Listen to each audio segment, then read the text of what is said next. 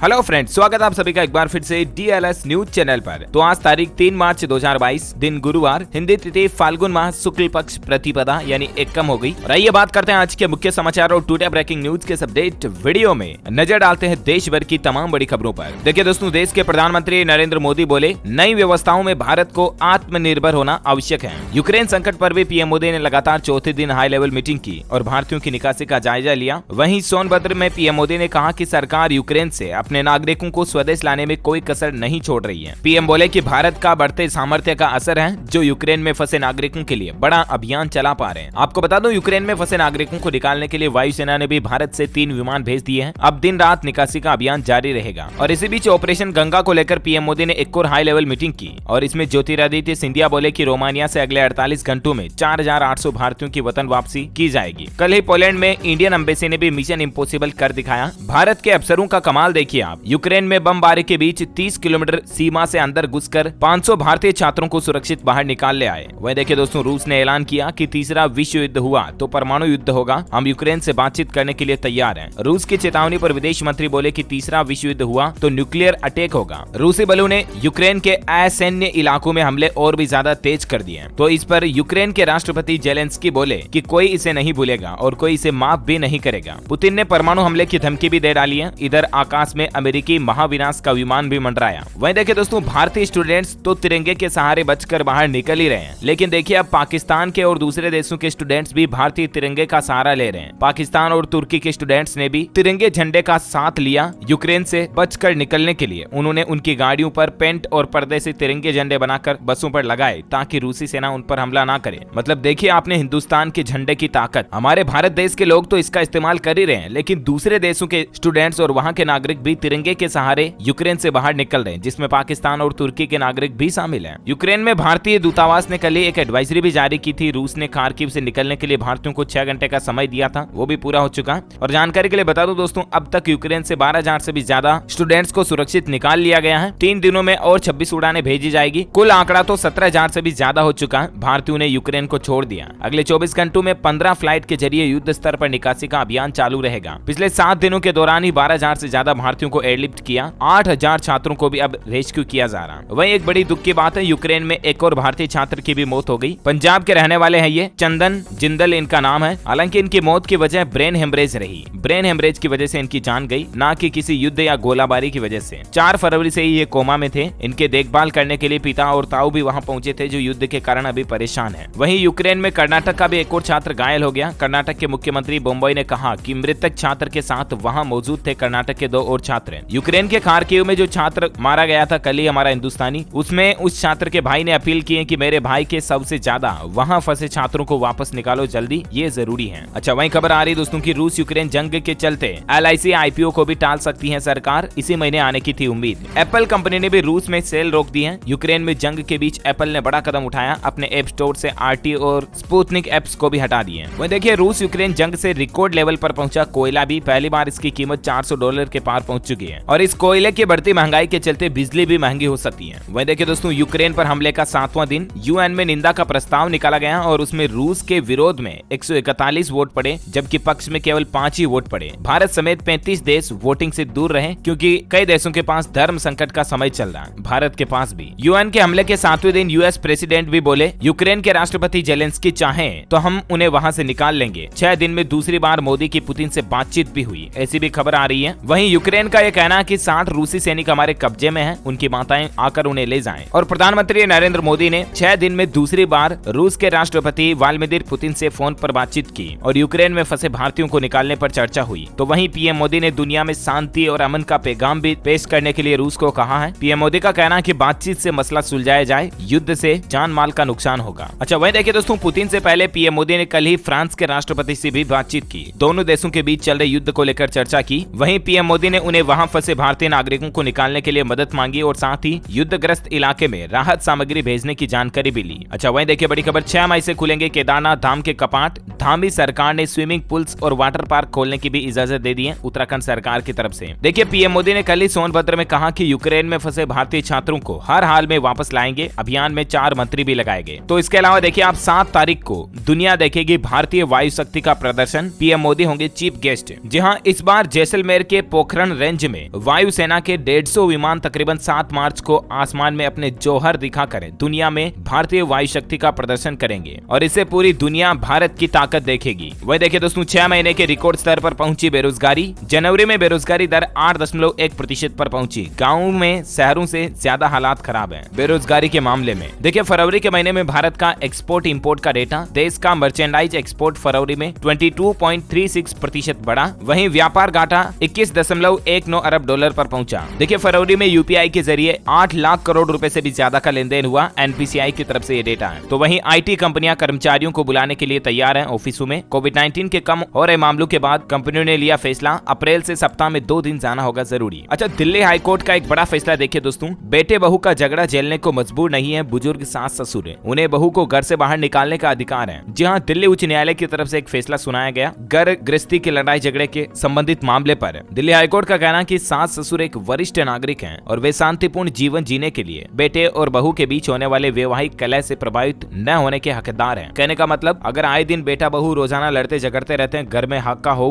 हल्ला बना के रखते हैं ना, तो बुजुर्ग लोगों का तो सर दुखता है ना, उससे ज्यादा रोज रोज तेज आवाज में बोलते हैं। तो कुल मिलाकर के जो बुजुर्ग बुढ़े दादा दादी हैं, माता पिता हैं, वो अपने बेटे बहू को घर से बाहर निकालने का अधिकार रखते हैं ऐसे मामले पर, है ना। वहीं देखिए दोस्तों, अच्छी खबर है, भारतीय रिटेल निवेशक अब नेशनल स्टॉक एक्सचेंज के इस प्लेटफॉर्म से भी खरीद बेच सकेंगे अमेरिकी शेयर। यानी कि अब विदेश की कंपनियों के शेयर भी आप एनएससी के पोर्टल के जरिए ट्रेडिंग कर पाएंगे। अच्छा, बिहार विधानसभा परिषद की 64 सीटों के लिए अप्रैल में होंगे चुनाव। चुनाव आयोग ने तारीखों का ऐलान कर दिया। 4 अप्रैल को मतदान होगा और 7 अप्रैल को इसके नतीजे आएंगे। बिहार में एमएलसी चुनाव की तारीखों की घोषणा हो चुकी है। वह देखिए उत्तर प्रदेश में 6ठे चरण का मतदान आज होगा। 57 विधानसभा सीटों पर होगी वोटिंग। अच्छा, वहीं देखिए बड़ी खबर, रूस चीन ने मजबूत किए आर्थिक संबंध। यूक्रेन पर हमले के 6ठे दिन पहले 10 करोड़ टन कोयले की डील की। चीन की सबसे ज्यादा तेल खरीदारी भी रूस से ही होती है। वह देखिए सोशल मीडिया कंपनियों ने भी एक्शन लिया। आपत्तिजनक कंटेंट की वजह से फेसबुक ने 1 करोड़ 16 लाख से भी ज्यादा कंटेंट हटाए, तो वहीं व्हाट्सएप ने 18 लाख से भी ज्यादा अकाउंट बैन किए। देखिए बिहार सरकार की नई पहल, ड्रोन और हेलीकॉप्टर के बाद अब प्लेन से शराब तस्करों को ढूंढेगी बिहार सरकार। बिहार के मुख्यमंत्री नीतीश कुमार सरकार की तरफ से यह बड़ा ऐलान किया गया। राजधानी दिल्ली में 10 दिन तक सीएनजी क्राइसिस रह सकता है। सीएनजी का संकट रह सकता है और इसके कारण लाखों वाहन चालकों पर असर पड़ेगा। दरअसल आईजीएल को सीएनजी पंप संचालकों ने चेतावनी दी कि अगर उनकी मांगे नहीं मानी गई तो वो 10 दिन बाद सीएनजी गैस बेचना बंद कर देंगे और अगर ऐसा हुआ तो दिल्ली में सीएनजी का संकट पैदा हो जाएगा और इसका असर लाखों वाहन, ऑटो रिक्शा वगैरह पर पड़ेगा। संचालकों की मांग सीएनजी की बिक्री पर कमीशन बढ़ाने और पंपों पर लगे आईजीएल के उपकरणों को चलाने में हो रही बिजली खर्च के भरपाई की है। अच्छा, वहीं देखिए रूस में अब नहीं होगी अमेरिकी कंपनियां। यूक्रेन में जंग के कारण व्यापारिक रिश्ते रूस और अमेरिका के बीच खत्म हो चुके हैं। इंडियन रेलवे से सफर करने वाले यात्रियों के लिए अच्छी खबर है। 2 साल बाद रेलवे की तरफ से व्यवस्थाओं में बदलाव किया जा रहा। भारत सरकार के रेल मंत्रालय ने रेलगाड़ियों में साधारण टिकट प्रारंभ करने के लिए संबंधित रेलवे को दिशा निर्देश दिए हैं, जिनकी डिटेल्स भी आप देख सकते हैं। और रेल यात्रियों के लिए एक अच्छी खबर ये भी दोस्तों की ट्रेन से यात्रा करने वाले अब पेटीएम के जरिए और भी आसान और नए तरीके से टिकट बुक कर पाएंगे। दरअसल आईआरसीटीसी ने रेलवे स्टेशनों पर नई सर्विस शुरू की है। क्यूआर कोड स्कैन करके अब आप रेलवे से टिकट खरीद सकेंगे। यानी कि पेमेंट करने के लिए आप क्यूआर कोड स्कैन करके पेटीएम वगैरह या किसी भी यूपीआई पेमेंट ऐप के जरिए रेलवे टिकट खरीद पाएंगे। रेलवे का कहना है कि जितनी भी एटीवीएम मशीनें हैं, ऑटोमेटिक टिकट वेंडिंग मशीनें जो रेलवे स्टेशनों पर लगी है, उनके पास अब क्यूआर कोड स्कैनर लगाए जाएंगे, जिनके जरिए आप यूपीआई के जरिए पेमेंट करके तुरंत टिकट खरीद सकेंगे, है ना। तो रेल यात्रियों के लिए ये नई सुविधा शुरू की गई है। और चलिए अगली बड़ी खबर देखिए दोस्तों, केनरा बैंक ने एफडी की ब्याज दरों में बदलाव किया है। और देखिए आप, केनरा बैंक ने 0.25% बढ़ोतरी की है एफडी की रेट्स में और उसके बाद अभी इसी महीने से बढ़ोतरी की है, मतलब मार्च 2022 से ही। और उसके बाद देखिए आप 1 साल तक के लिए एफडी पर आपको 5.1% ब्याज मिलेगा, जबकि 2 साल तक की एफडी पर आपको 5.15% ब्याज मिलेगा। चलिए अगला अपडेट देखिए, छत्तीसगढ़ सरकार की तरफ से इस बड़े फैसले पर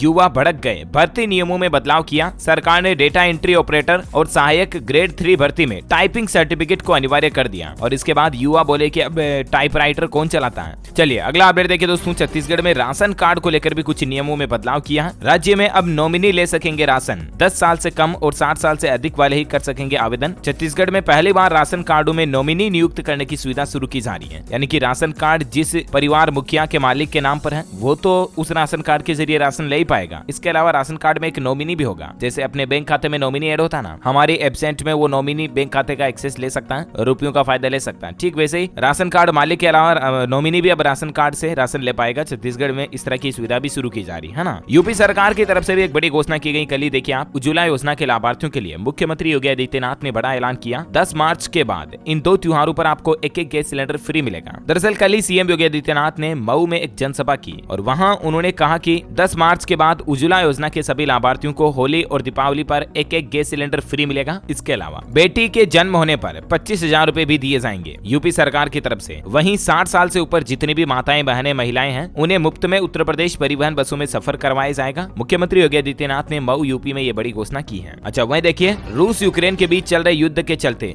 जंग से कपड़ा और हीरा उद्योग भी प्रभावित हुआ है। यार्न भी 3 रुपए महंगा हो गया। रफ डायमंड की कीमतों में भी उछाल देखा गया। अच्छा, हिमाचल प्रदेश में घरेलू बिजली उपभोक्ताओं को बड़ी राहत मिली है। 60 यूनिट तक बिजली खपत करने पर इस महीने से नहीं आएगा बिल। जी हाँ, हिमाचल प्रदेश में लाखों घरेलू बिजली उपभोक्ताओं को बड़ी राहत मिली है। 60 यूनिट तक मासिक बिजली खपत करने वाले उपभोक्ताओं को अब 0 बिल आएगा, मतलब बिल्कुल छूट रहेगी। और ऐसे में 125 यूनिट तक 1 रुपए की दर से उपभोक्ताओं का बिजली बिल आएगा। मंगलवार से ये नई व्यवस्था लागू हो चुकी है। ज्यादा जानकारी इसके बारे में आप स्क्रीन पर देख सकते हैं। हिमाचल प्रदेश विद्युत नियामक आयोग की तरफ से ये योजना शुरू की गई है। अच्छा दोस्तों, खबरों का सिलसिला जारी रहेगा। अभी तो और भी कई सारी महत्वपूर्ण और काम की खबरों पर बातचीत करेंगे। बताऊंगा आपको सरकार की तरफ से कुछ और नई योजनाएं, बड़ी घोषणाओं और बड़े ऐलान के बारे में। लेकिन फिलहाल वक्त हो चुका है आज के ताजा मौसम समाचार जानने का। देखिए, मौसम विभाग ने चेतावनी जारी की है। 4 और 5 मार्च को कई राज्यों में बारिश का अलर्ट है। दिल्ली, पंजाब, हरियाणा, राजस्थान, मध्य प्रदेश सहित कई राज्यों में भारी बारिश का अलर्ट जारी किया गया। यूपी, बिहार, झारखंड और गुजरात में मौसम शुष्क रहेगा आने वाले दिनों में। लेकिन दिल्ली में 2 दिन बारिश का पूर्वानुमान है। 25 से 35 किलोमीटर की रफ्तार से हवाएं चलेगी। तो वहीं देखिए, पंजाब में भी 5 मार्च तक मौसमी हलचल देखने को मिलेगी। बारिश के आसार भी हैं, क्योंकि एक साथ 2 पश्चिमी विक्षोभ सक्रिय हुए हैं। तो वहीं राजस्थान राज्य में भी आंधी, बारिश और ओले गिरने का अलर्ट भी जारी किया है। बीकानेर, जैसलमेर समेत 7 जिलों में 40 किलोमीटर प्रति घंटा की स्पीड से हवाएं चलेगी। पूरे राज्य में इसका असर देखने को मिलेगा। और अभी भी देश के कई हिस्सों में आज और कल से ही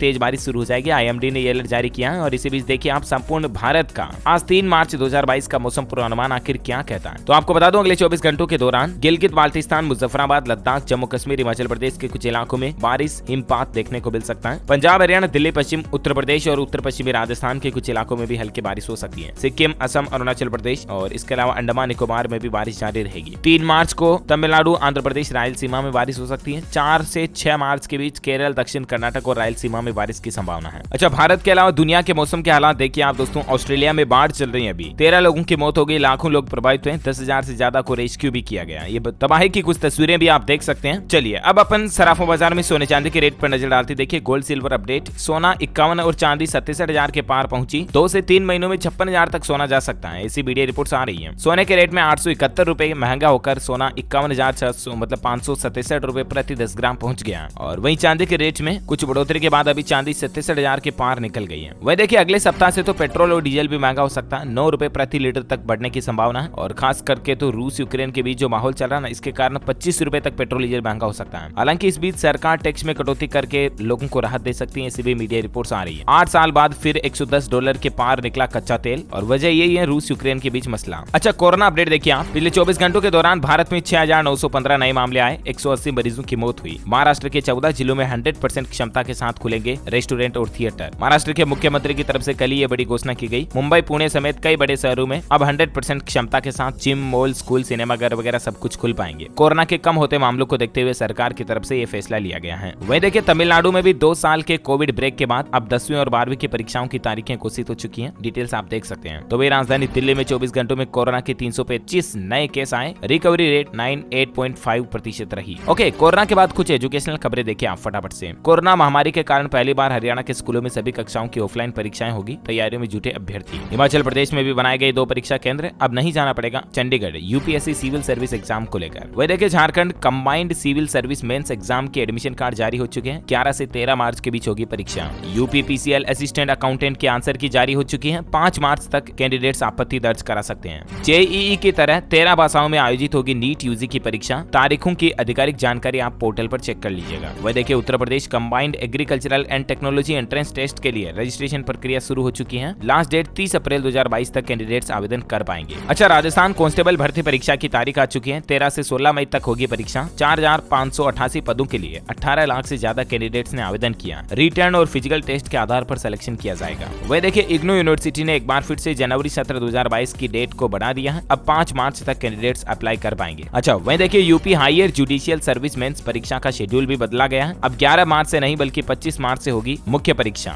इलाहाबाद हाईकोर्ट ने जारी किया संशोधित शेड्यूल। छत्तीसगढ़ राज्य में 2 साल बाद सीजी बोर्ड की ऑफलाइन परीक्षाएं शुरू। 12वीं के स्टूडेंट्स को 26 और 10वीं के छात्रों को 18 सवाल हल करने को मिलेंगे मिलेंगे 45 मिनट पहले एग्जाम सेंटर पहुंचना जरूरी होगा। ओके, एजुकेशनल खबरों के बाद फटाफट से देश से जुड़ी कुछ और महत्वपूर्ण हेडलाइंस न्यूज सुर्खियां देख लेते हैं। देखिए 25 मार्च तक प्रभावित रहेगी दिल्ली मेट्रो की ग्रीन लाइन सेवा। इसको लेकर नया शेड्यूल जारी किया गया और क्यों प्रभावित रहेगी इसकी डिटेल्स भी जानकारी भी आप स्क्रीन पर देख सकते हैं। वह देखिए व्हाट्सएप के जरिए भी किसी कंपनी के आईपीओ में निवेश कर पाएंगे यूपीआई आईडी के जरिए। दरअसल भारत के investment service company Geojit finance ने ये फैसिलिटी दी है, आप इसके आईपीओ में व्हाट्सएप के जरिए भी इन्वेस्टमेंट कर पाओगे। इंस्टाग्राम में भी अब आपको एक नया फीचर मिलेगा, ऑटोमेटिक होगा आपका ये काम। एक तो इंस्टाग्राम कंपनी का कहना है कि ये फीचर 17 भाषाओं में उपलब्ध होगा और फीचर ये है कि प्लेटफॉर्म पर वीडियो के लिए ऑटो जनरेटेड कैप्शन ला रहा। अब तक इंस्टाग्राम पर वीडियो में कैप्शन आपको मैनुअल डालना पड़ता था, लेकिन अब आप ऑडियो के जरिए ऑटोमेटिक कैप्शन डाल पाएंगे इंस्टा वीडियो में। अच्छा वहीं देखिए घर खरीदारों के हक में एक बड़ा फैसला, अब बिल्डर की जगह RWA से ही मिल जाएगी NOC। होम बायर्स को ट्रांसफर चार्ज में बड़ी राहत दी गई है। घर खरीदारों को दोहरा ट्रांसफर चार्ज नहीं चुकाना होगा। इस फैसले से रीसेल प्रॉपर्टी बाजार में प्रॉपर्टी की बिक्री बढ़ेगी और रेडी टू मूव प्रॉपर्टी की कीमत कम करने में भी मदद मिलेगी। तकरीबन देश के लाखों घर खरीदारों के लिए अच्छी खबर है। आने वाले दिनों में उनको प्रॉपर्टी खरीदारी सेकेंडरी मार्केट रीसेल से करने पर दोहरा ट्रांसफर चार्ज नहीं देना पड़ेगा। दरअसल नोएडा अथॉरिटी ने एक ग्रुप हाउसिंग मामले में ये स्पष्ट किया है और इसके बारे में ज्यादा जानकारी भी आप देख सकते हैं। वही देखिए यूक्रेन के बाद रूस अब इस देश पर भी हमला करने की तैयारी कर रहा है। बेलारूस के तानाशाह ने टीवी पर पुतिन के प्लान का खुलासा किया और खबर आ रही दोस्तों की रूस यूक्रेन के बाद अब मालदोवा पर भी हमला कर सकता है। अगला देश मालदोवा है। अच्छा वह देखिए चंडीगढ़ के स्कूलों में पढ़ाना होगा महंगा। यूटी प्रशासन ने वापस लिए फीस न बढ़ाने के 2020 के आदेश। 8% से ज्यादा जेब ढीली होगी और अब स्कूल बसों की फीस महंगी हो जाएगी चंडीगढ़ में। साथ ही देखिए IPL 2022 क्रिकेट फैंस के लिए बड़ी खुशखबरी आई है। महाराष्ट्र सरकार ने फैंस को स्टेडियम में एंट्री देने का फैसला किया। दरअसल महाराष्ट्र गवर्नमेंट का कहना है कि 15 अप्रैल तक होने वाले मुकाबलों में 25% दर्शकों को एंट्री मिलेगी। महाराष्ट्र सरकार और BCCI की मीटिंग हुई, उसमें यह फैसला लिया गया। पंजाब राज्य में एक नया आदेश देखिए, 9वीं और 11वीं के विद्यार्थियों को इस साल नहीं पढ़ाया जाएगा हेल्थ केयर ट्रेड कोर्स। नई एडमिशन भी बंद होगी। वोकेशनल स्ट्रीम में पढ़ाए जाने वाले एक कोर्स में बच्चों को अब दाखिला नहीं मिलेगा। वहीं देखिए पंजाब में BBMB के इस नियम में बदलाव से किसान फिर से आंदोलन की चेतावनी दी है। 7 मार्च को किसान भाई लोग वापस विरोध प्रदर्शन करेंगे। दरअसल नए नियमों का विरोध इंजीनियरों और किसानों के साथ साथ पंजाब के राजनीतिक दलों की ओर से हुआ है, जहां पर कांग्रेस, आम आदमी पार्टी और CR ने इसे देश के संघीय ढांचे पर हमला करार दिया है। किसान संगठनों ने चेतावनी दी है कि अगर नए नियम वापस नहीं लिए गए तो विरोध करेंगे। अब नियम क्या है और सरकार की प्लानिंग क्या है, इसकी जानकारी आप स्क्रीन पर देख सकते हैं। वह देखिए यूक्रेन से भारतीयों की निकासी के लिए PM मोदी ने पोलैंड के प्रति आभार जताया। राष्ट्रपति डुडार्ट से बातचीत में उन्होंने 21 साल पुरानी बात को याद किया और पोलैंड के प्रेसिडेंट का धन्यवाद अदा किया प्रधानमंत्री मोदी ने। वह देखिए सरकार ने यूक्रेन में फंसे भारतीय लोगों के परिवारों की मदद के लिए 2 हेल्पलाइन नंबर भी जारी किए हैं, जिनकी डिटेल्स भी आप देख सकते हैं। ऐसे भी मीडिया रिपोर्ट्स आ रही दोस्तों की इंडस वाटर ट्रीटी को लेकर भारत और पाकिस्तान के अधिकारियों के बीच बातचीत हो सकती है और कई सारे महत्वपूर्ण मुद्दों पर चर्चा होने की संभावना। अच्छा वहीं यूक्रेन से वापस आने वाले छात्रों को घर तक पहुंचाने का इंतजाम करेगी मध्य प्रदेश के मुख्यमंत्री शिवराज सरकार। CM ने गृह विभाग को दिए निर्देश कि जो यूक्रेन से भारत आएंगे ना छात्र, वो कहीं पर भी दिल्ली मुंबई एयरपोर्ट पर उतरेंगे तो वहां से उनको मध्य प्रदेश सुरक्षित पहुंचाया जाएगा। वह देखिए रेलवे की तरफ से एक नया नियम, ट्रेन में अब ऊंची आवाज में हंसना गाना सुनना आपके लिए हानिकारक हो सकता है। रेलवे ने हाल ही में नई गाइडलाइन जारी की है होली वगैरह पर, खास करके अगर आप भी छुट्टियों में घर जाने का प्लान बना रहे तो ध्यान रखें। खासकर रात के समय में आप रेल में सफर करने दौरान तेज आवाज में मोबाइल फोन में गाने ना बजाएं और तेज आवाज में बोले भी नहीं, क्योंकि यात्रियों की नींद खराब होती है और इससे आए दिन रेलवे में इस तरह की शिकायतें मिलती रहती हैं। तो उसके बाद आप पर रेल विभाग की तरफ से सख्त कार्यवाही भी की जा सकती है। So please be alert careful. अच्छा नौकरी करने वालों के लिए एक अच्छी खबर आ रही है, इस साल जमकर बढ़ेगा कर्मचारियों का वेतन। हालिया एक सर्वे में खुलासा हुआ दोस्तों की प्राइवेट सेक्टर में भी भारतीय कंपनियों में काम करने वाले कर्मचारियों की सैलरी 2022 में औसतन 9.1% बढ़ने की उम्मीद है, जो कि साल 2019 की कोरोना महामारी की तुलना में अच्छी बढ़ोतरी रहेगी। वह देखिए यूक्रेनी ब्यूटी ने खेल मैदान पर रूस को किया पस्त। नंबर 1 टेनिस खिलाड़ी अलीना ने अनास्तासिया को हराया और कहा कि देश के लिए मिशन पर थी। और ये यूक्रेन की ब्यूटी क्वीन खिलाड़ी जो कि टेनिस में रूस को हराया हाल ही में। और सबसे अच्छी बात तो ये है कि इन्होंने अपनी सारी पुरस्कार राशि को यूक्रेन की सेना को दान दे दी। वाकई में इनके दिल को सैल्यूट। अच्छा रेलवे की तरफ से देखिए एक अपडेट, प्राइवेट सेक्टर के रिसर्चर्स को बढ़ावा देगी सरकार। रेलवे में अगले 7 से 8 दिनों में इसको लेकर एक नई पॉलिसी भी आ सकती है। रेल मंत्री अश्विनी वैष्णव ने कल ही कहा कि प्राइवेट सेक्टर के रिसर्च एंड डेवलपमेंट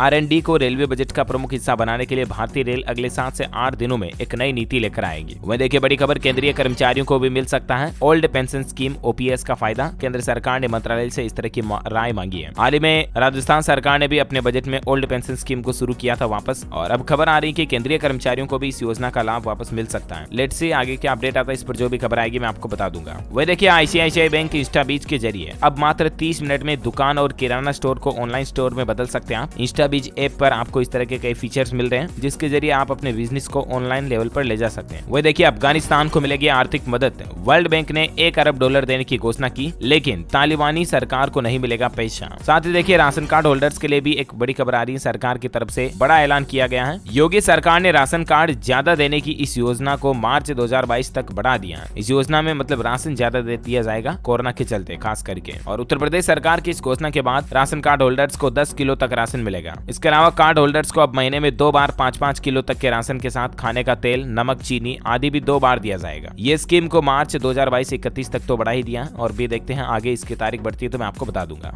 वहीं देखिए दोस्तों रूस यूक्रेन के बीच हालातों में कुछ दर्द भरी खबरें। जंग में अब तक 2000 नागरिकों की मौत हो गई। यूक्रेन के कई शहरों में गोलाबारी जारी, इनकी कुछ तस्वीरें भी आप देख सकते हैं। रूसी गोलाबारी में एक 6 वर्षीय यूक्रेन लड़की की मौत हुई तो डॉक्टरों ने चीख कर कहा कि पुतिन को ये दिखाओ। बड़ा ही शर्मनाक है ये वाकया। और इसी के साथ ही दोस्तों आज दिन भर की तमाम बड़ी खबरें, मुख्य समाचार, टुडे ब्रेकिंग न्यूज का अपडेट वीडियो में फिनिश होता है। और हाँ, आप मुझे कमेंट करके बताइए दोस्तों की हमारे सौर मंडल का सबसे बड़ा ग्रह कौन सा है? Which is the largest planet in our solar system? Let me know in the comment box. जो लोग इस सवाल का सही जवाब इस वीडियो के नीचे कमेंट में देंगे ना, वो रेंडमली सेलेक्ट होने पर आप हमारी DLS न्यूज टीम की तरफ से जीत सकते हैं एक शानदार सरप्राइज गिफ्ट, जिसमें आपको mobile, computer, laptop, tablet, PC, gadgets वगैरह कुछ भी जीतने का मौका मिलेगा। इसी के साथ ही अगर आपको वीडियो अच्छा लगा तो इसे लाइक करना, शेयर भी करना अपने दोस्तों के साथ फेसबुक और व्हाट्सएप पर। और हाँ, आप हमारे चैनल DLS न्यूज को नीचे लाल बटन दबाकर सब्सक्राइब करके बेल आइकन भी जरूर दबा देना ताकि आपको रोजाना के ताजा अपडेट्स और काम की खबरें तुरंत आपके मोबाइल पर मिलती रहेगी। Thank you, take care, good bye, जय हिंद, जय भारत, वंदे मातरम।